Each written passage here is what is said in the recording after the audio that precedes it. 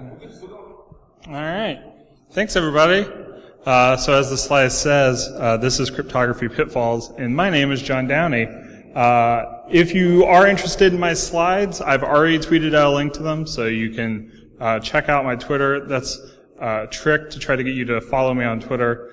But so the basis for this talk, like why I've gone around and given it to a couple places, is because I see developers making the same mistakes over and over again when trying to work with cryptography. So this is really a cautionary tale. I like to base, like I'm a real big fan of listening to other people talk about failures, because I think we can learn a lot from that. So I wanted this to be grounded in like real things, like real places where stuff failed.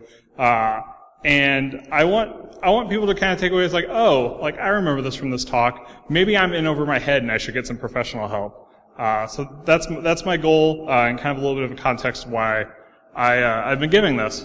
I do not live in Philadelphia. This is actually my very first trip to Philadelphia. I live in Chicago, but I'm very happy to be here. Really quick, so I work at Braintree, where I lead the security team. The only reason this is kind of important is just to give you a little bit of a background.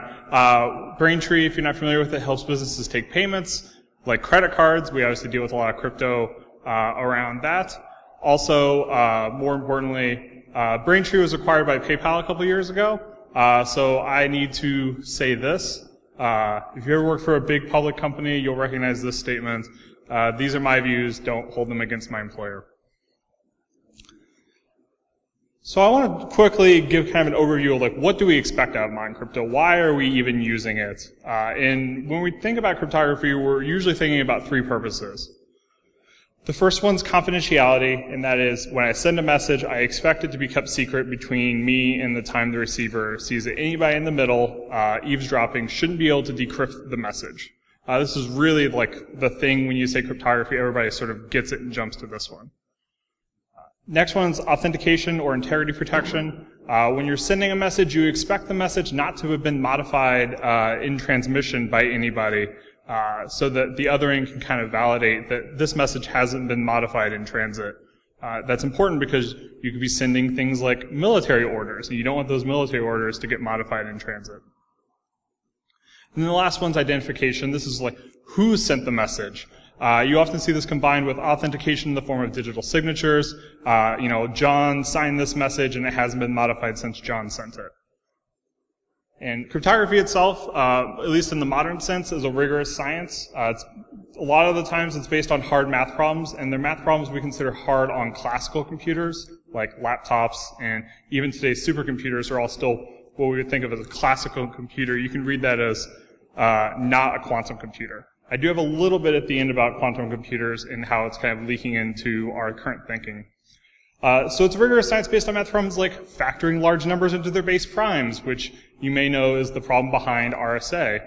And so what we're really doing is we're betting on no major advancements in either mathematics or computing. That's what cryptography is doing. And like any science, crypto should be peer-reviewed. We've been really, really good about getting into the heads of everybody the whole don't design your own crypto. Like, I think that's been like cargo culted enough that most people can kind of repeat that and understand it. But we also need to make sure that don't design your own crypto also carries over into like don't implement your own crypto. So sometimes you'll see people say, well, I implemented AES myself in code that I wrote. I didn't design AES. And there are still a lot of really subtle problems that are going to come up and bite you in those cases.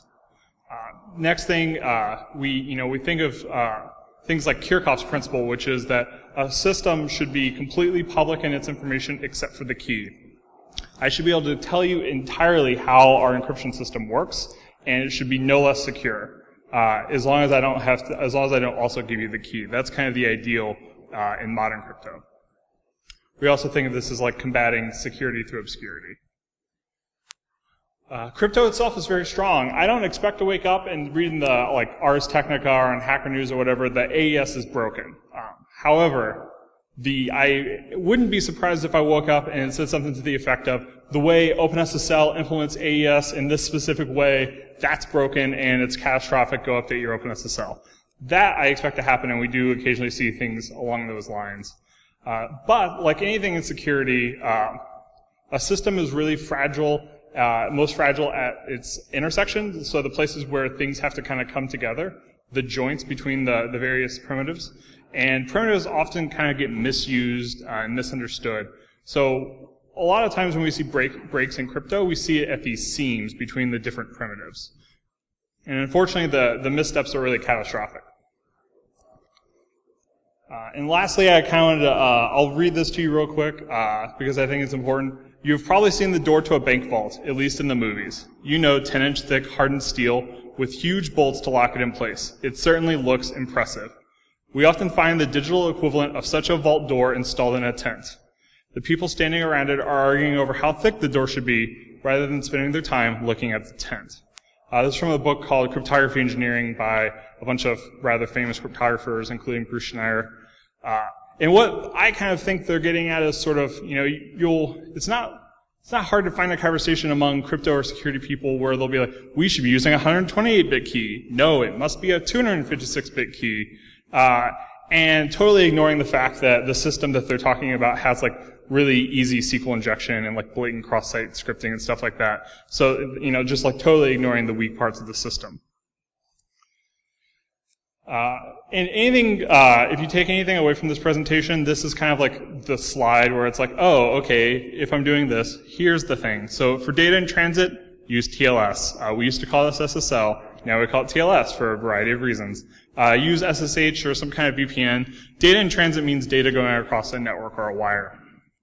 For data at rest, use GPG. This data at rest means on a hard drive, on some kind of flash drive, up in the cloud like S3.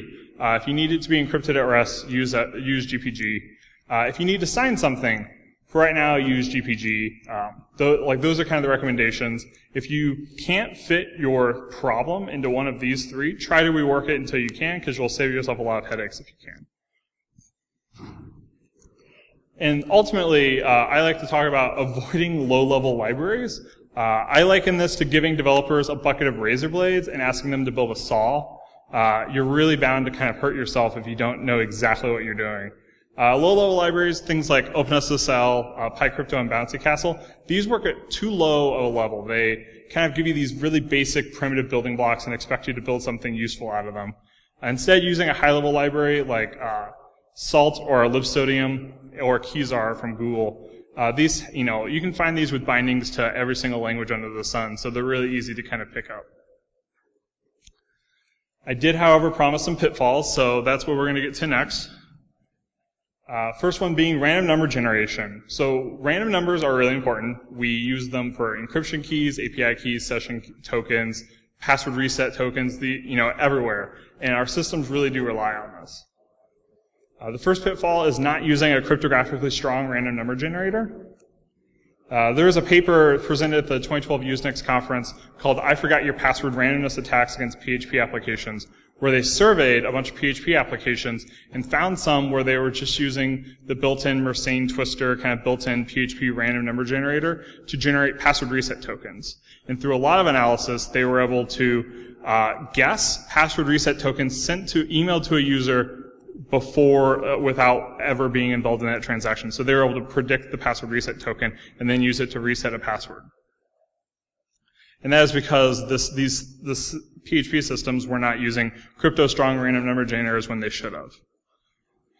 And this is just a visual example of what I'm talking about. So the one on the left was generated using a not crypto-strong random number generator. And if you look, you can kind of see there's a wavy pattern to it. That's exactly the thing you don't want in your random data. You don't want patterns. And then the system, or the graph on the drawing on the right, was just a completely random dump of data. The next one, using broken random number generators. Unfortunately, it seems this is becoming like every system's got their day in the sun, and so very recently, GPG had one that had been in there for, I think, like 12 years. Debian had their famous one. This was 2006 to 2008.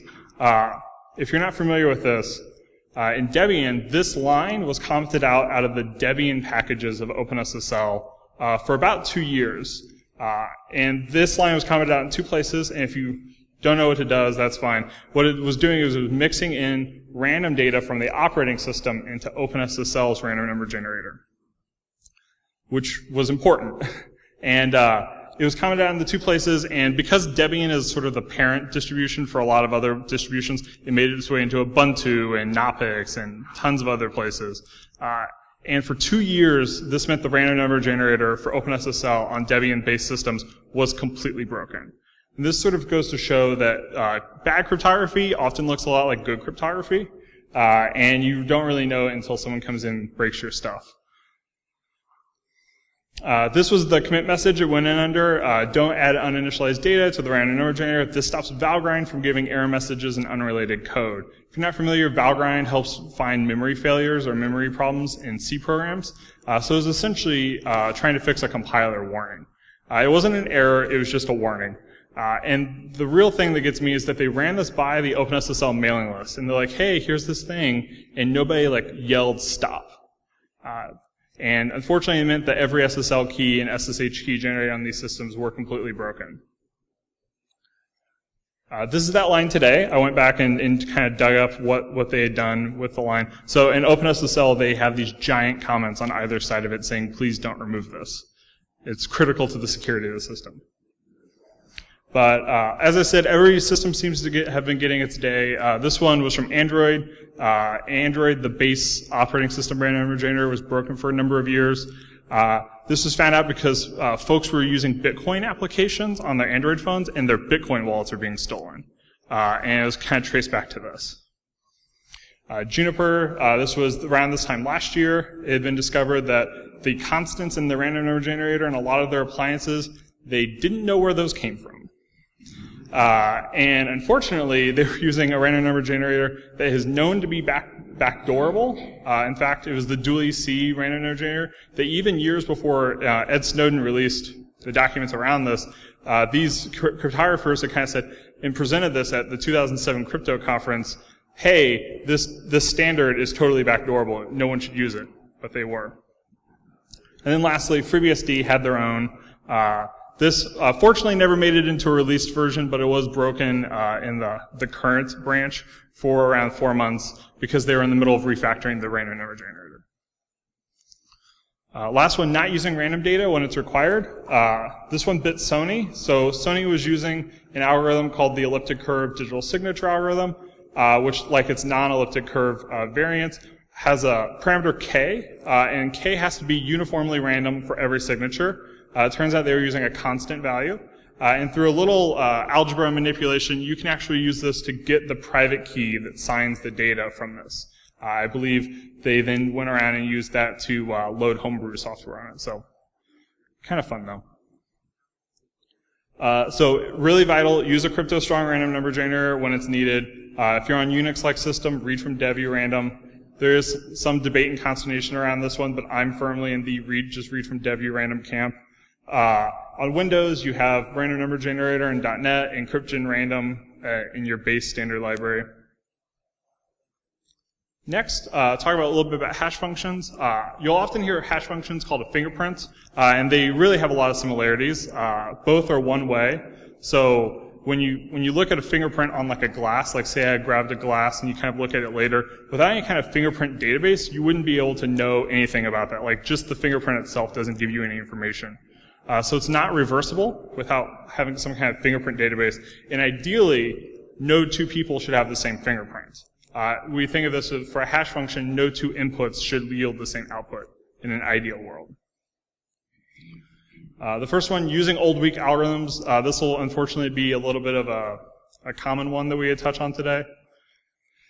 This was in 2008. These researchers used a whole bunch of PS3s to, in kind of a cluster configuration, to predict the hash function output of MD5 when it came to a digital certificate, so something that they got from a CA, such that they were able to match what the CA's output was going to be when they signed the certificate. They were able to match what the signature was going to come out to, but on their own input, using previously at that point unknown problems with MD5, and it took a lot of computation, which is why they used the PS3s.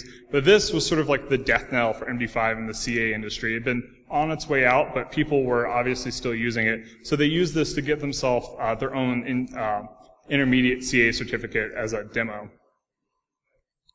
The next one, Flame, the malware that is kind of well known now for infecting computer systems in Iran. When the researchers kind of like reversed this, they found previously unknown problems with MD5 in that malware that had been used to exploit this, showing that there was probably some kind of intelligence service at work with this, because they burned one of their MD5 exploits, or potentially one of their MD5 exploits, by putting in this malware.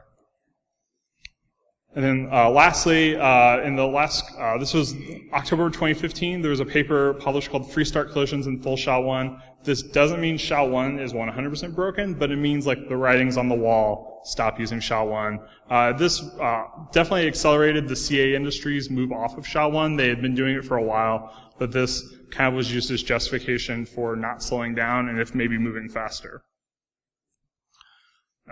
Next one, this one's just a fun one.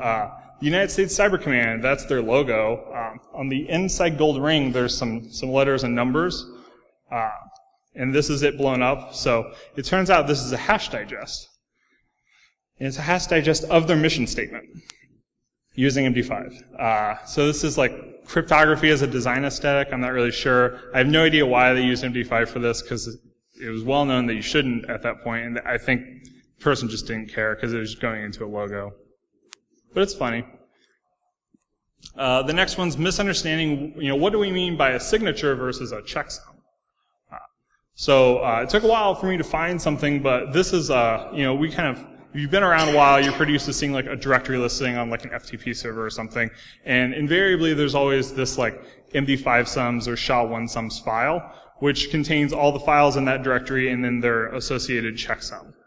And, this is still pretty common today, but sometimes what will happen here in the misconception is that when you download the file and you download that SHA-sums file and you compare them, you think, this software hasn't been modified, the checksums matched.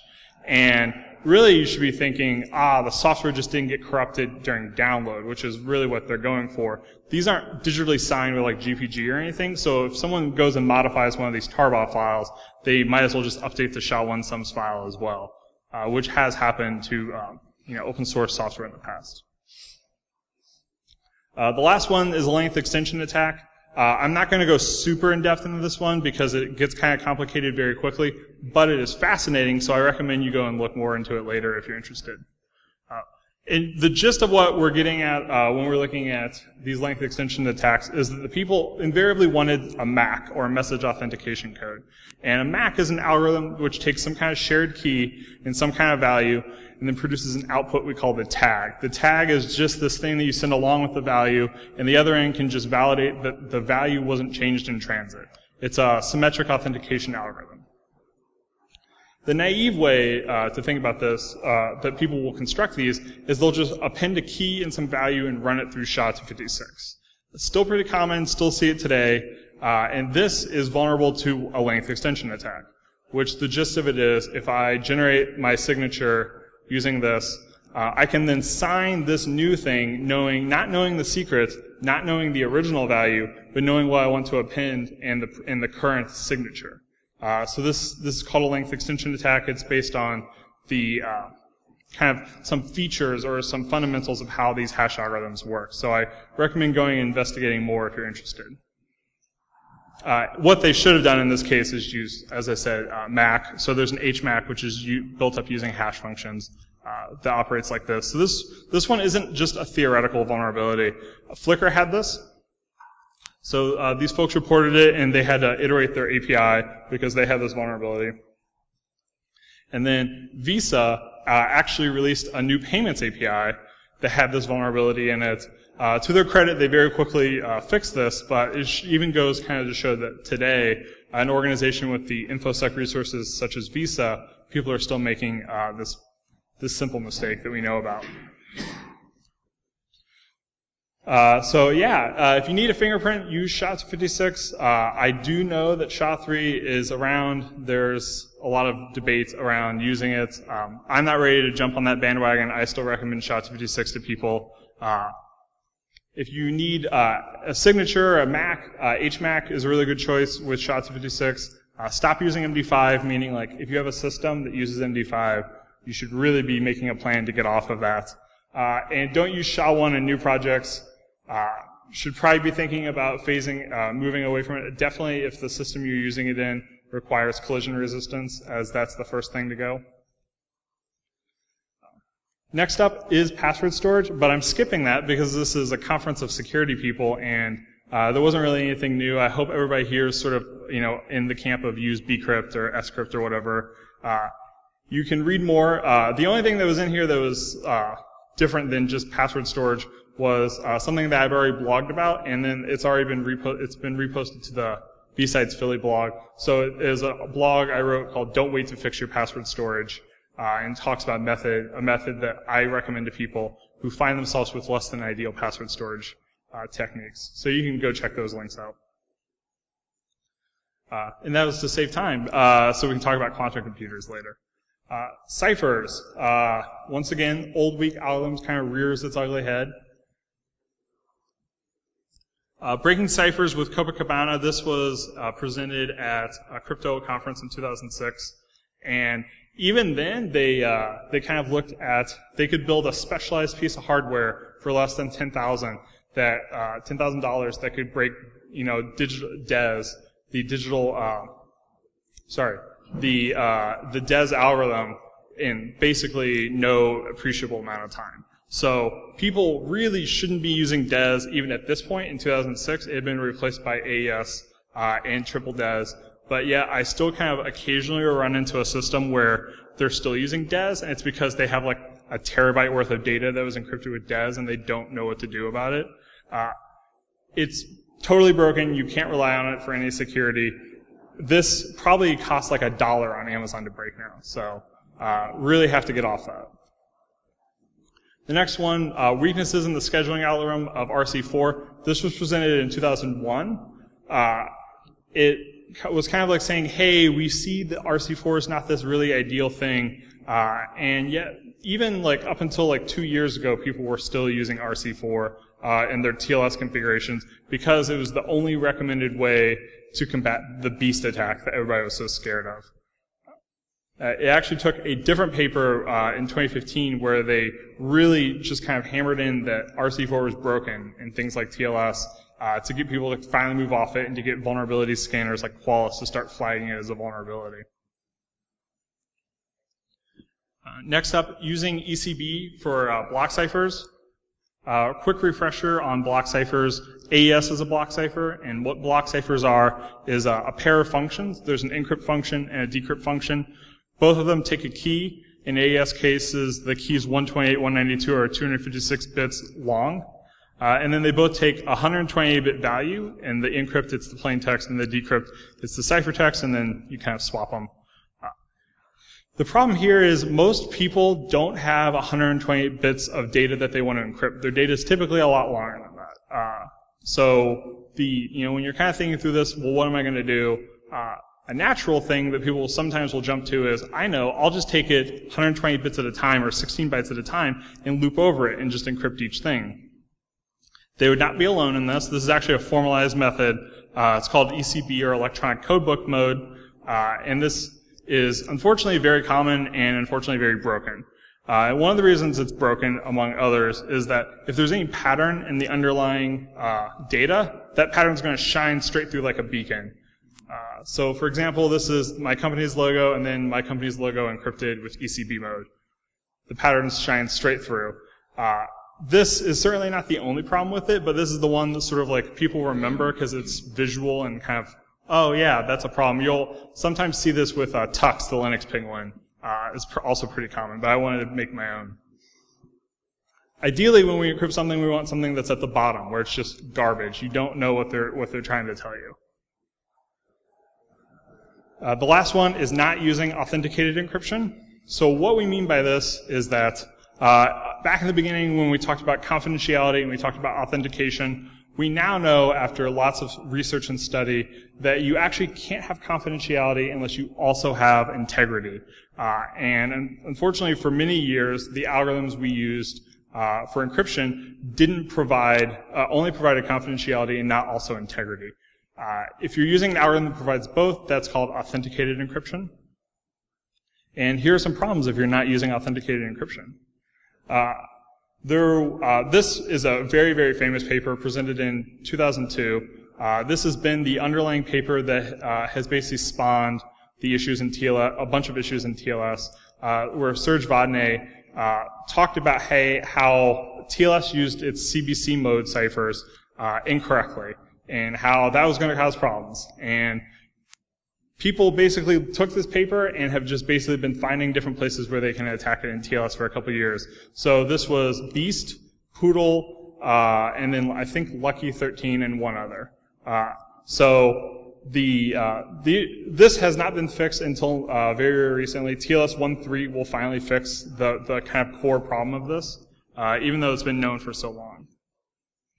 So as I mentioned, practical padding oracle attacks. This was the Beast attack from 2010, and this was just straight up implementing Serge Downey's attack. Apple, they had a flaw in iMessages that allowed you to do some interesting things with iMessage attachments, once again because they weren't using authenticated encryption throughout the system. This one, I only include the paper because I thought it was a very interesting title. This is the Apple paper, Dance on the Lip of the Volcano, Chosen Ciphertext Attack on Apple iMessage. The professor behind this, Matthew Green, said that he jokes that he's probably not going to let grad students name their papers anymore, but it was a fun name. And I think that security professionals really should take a lot of the blame for this, or should take more of the blame than we're willing to. We basically have created this world of hurt for developers by essentially giving people so many options. As developers, especially for both developers and security people, we love to give people options. And so behind this, this is the PyCrypto documentation for AES. And the first thing it has you do is you need to choose what cipher mode you want to use. You shouldn't ever give anyone that choice. You should pick a good cipher mode and use that. So there's a bunch of cipher modes, none of which are authenticated cipher modes. And then the example uses output feedback mode, which no system uses that I've ever heard of. It's just sort of like one of those things where in the 90s people were like, oh yeah, this is another way we can do it. And it got a Wikipedia page. And so occasionally you'll see it implemented in crypto libraries. So definitely prefer the secret box styles algorithms from libsodium. This is it's pre-done authenticated encryption. It's well understood. It's it's very good. There are a lot of different systems that now implement this. Stop using DES. Stop building your own on top of AES, which is so popular. And then stop encrypting without protecting the integrity also. So stop using unauthenticated encryption. So I know someone in the audience is probably thinking, I work in a regulated industry. I have to use AES. So do I. So if you do have to use AES for a variety of different reasons, don't use it in ECB mode. Be sure to use authenticated encryption. So GCM is sort of the go-to right now, authenticated encryption mode for AES. And then verify the tag MAC first. And then you still have tons of problems that you may mess up in a critical way. So this, depending on the system, may be a good opportunity to hire a professional. Next up, talk a little bit about TLS, everybody's favorite whipping boy. So the first problem here, not verifying the certificate chain or hostname. There's a paper from 2012, The Most Dangerous Code in the World, validating SSL certificates and non-browser software. In this paper, they surveyed a bunch of iPhone and Android apps, as well as client libraries for server-side stuff, things that had to do SSL but weren't browsers. And they found out it was pretty bad. So this is a really interesting read, very humbling. This, is something that you'll occasionally still run into a developer who will turn off SSL verification in development mode, and that code just gets checked in and goes straight up to production without ever changing. I just included this in here as a little joke break. Thought this was kind of funny. There's, this sort of kind of leans into the Internet of Things wave that everybody seems to be going into right now. We have an Internet of Things that probably aren't validating SSL and include outdated versions of OpenSSL in them and things like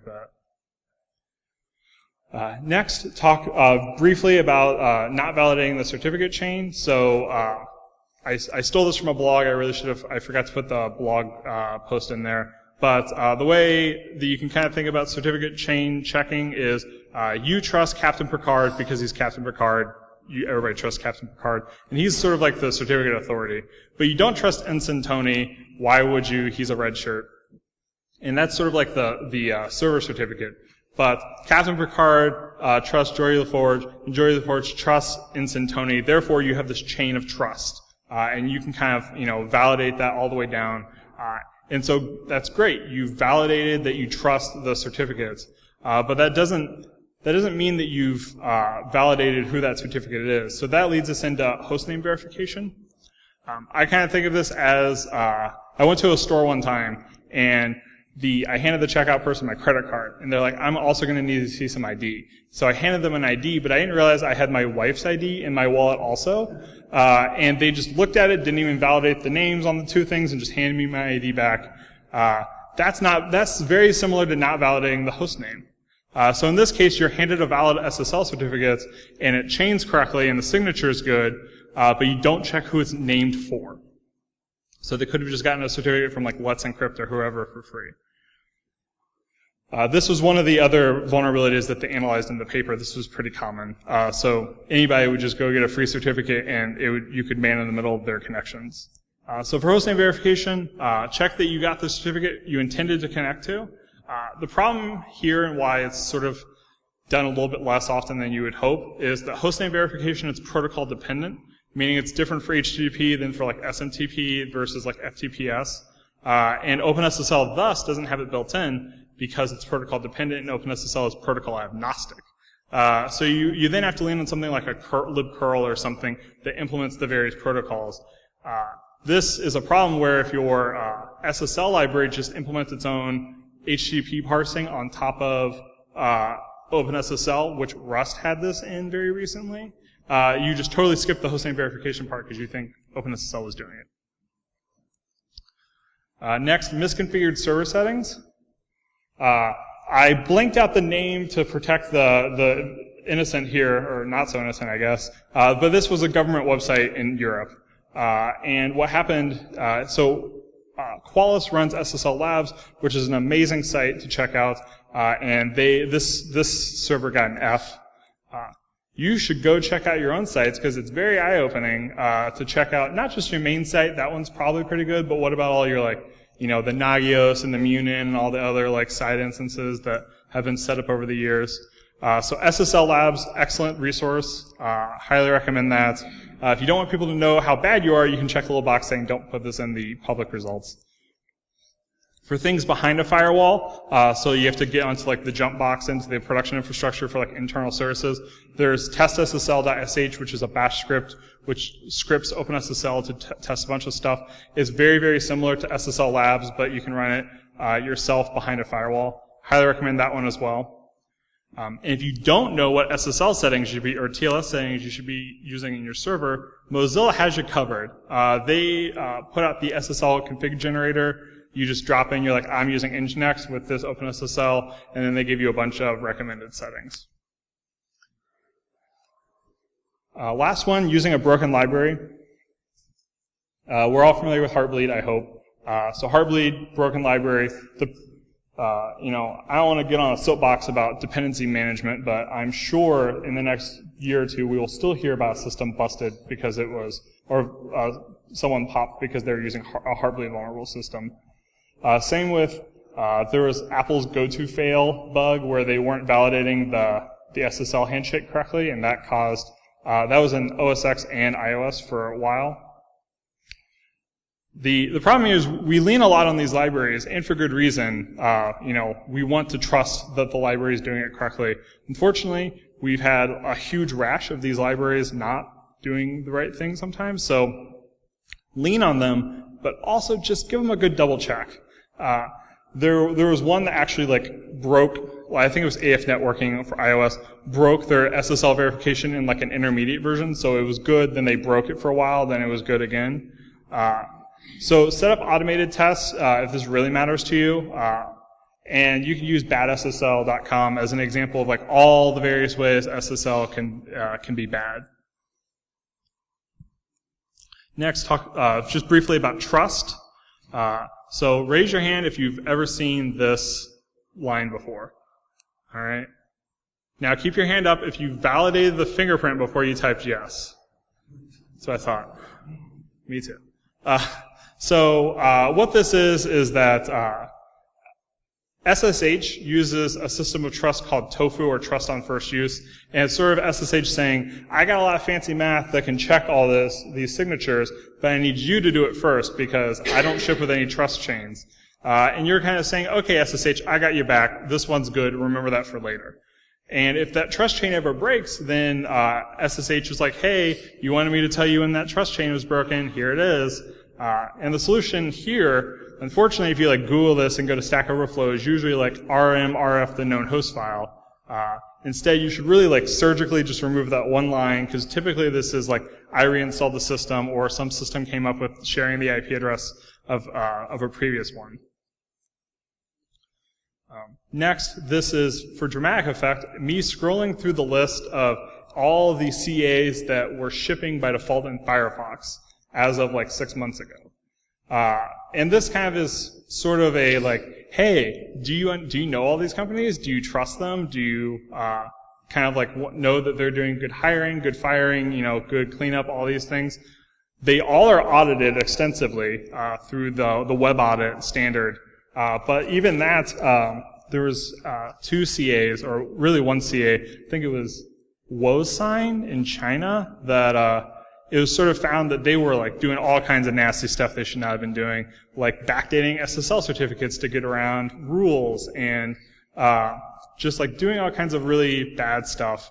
And then they weren't reporting things like, we acquired another CA and had been doing the same thing for them too. That was StartCom. So if you're using Wosign or StartCom, switch to a different one, because they're about to be delisted by Google and Mozilla and a bunch of others, or they're about to be implicitly not trusted, or explicitly not trusted, rather. And they're in here, so yay. You do have a little bit of freedom in an option. One thing is called certificate pinning. So certificate pinning is where you kind of explicitly lay out how you want your trust chains to work. This works, at least in browsers, there's something called the public key pinning standard, which is starting to gain some traction. Works kind of like strict transport security, and that the first time you go to the page, it's a header that gets sent down, and then the browser kind of makes note of it and then goes back later and enforces it. So this is something interesting. If you really do need the kind of the guarantees, check out public key pinning.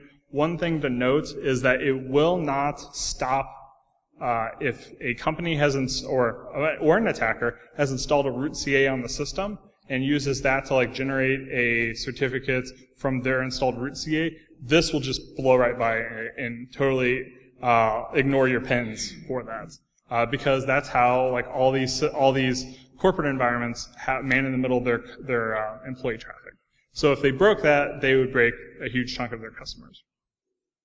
That often people are like, why? And then when you think about it, you're like, oh, I understand why now. So think about what organizations you really trust. Investigate certificate pinning in your apps if it's important to you. And then lastly, I want to talk just ever so briefly about quantum computers. So every 5 years, we're like, it's 10, 20 years away. And I think those 10, 20 years is starting to really kind of, writings on the wall once again that it's going to happen sooner rather than later. There are a bunch of companies. D-Wave is sort of marketing, sort of actually getting to something. But what we do know is that people are banking on quantum computers coming. There are intelligence agencies doing mass traffic, scooping up massive amounts of traffic and then storing them away in large hard drives and mountains so that in 20 years when they do have a quantum computer, they can go back and decrypt them. That is a reality. We're pretty certain that's happening. So the pitfall here is assuming current crypto will last forever. And the reason we can't really assume that is because of this paper published in 1997 by Peter Shor.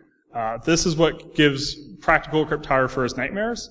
And the paper was polynomial time algorithms for prime factorization and discrete logarithms on a quantum computer. And if you've studied cryptography for a little bit but haven't seen this, you might think to yourself, prime factorization, that's RSA. discrete logarithms, that's basically everything else. ECDH, finite field Diffie-Hellman.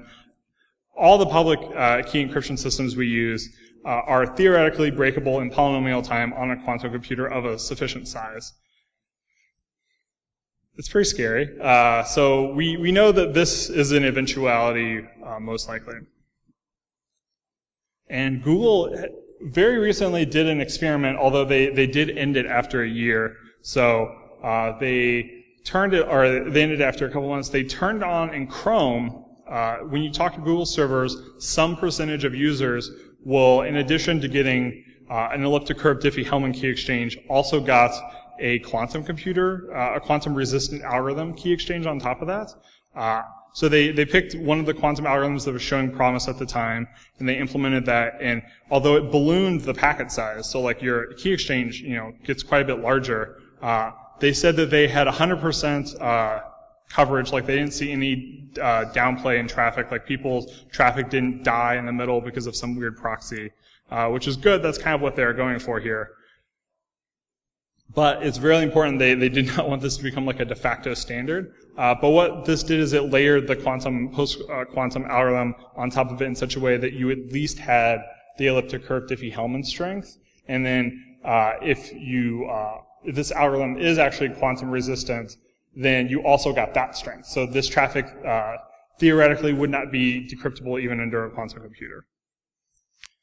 So follow the post-quantum crypto discussion, but stay away from it for a while because the industry is nowhere near the standards. But there is an active group working on this, trying to figure out what the best things to use.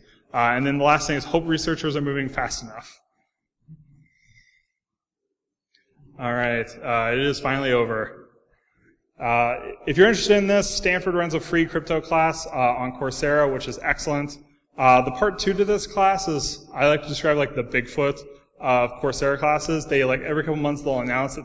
It's going to be in 6 months, and then that time rolls around, and like I've gotten the course has started and then stopped emails. Like I've gotten course surveys. Like the class seems to never going to happen, but the part 1 class is really good.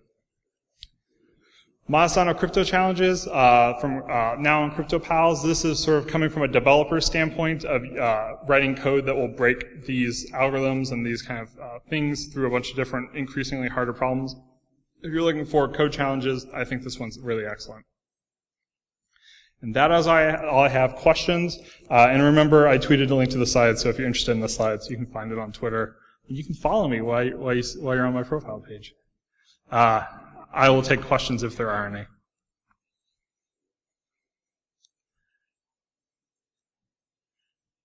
All right. Thank you.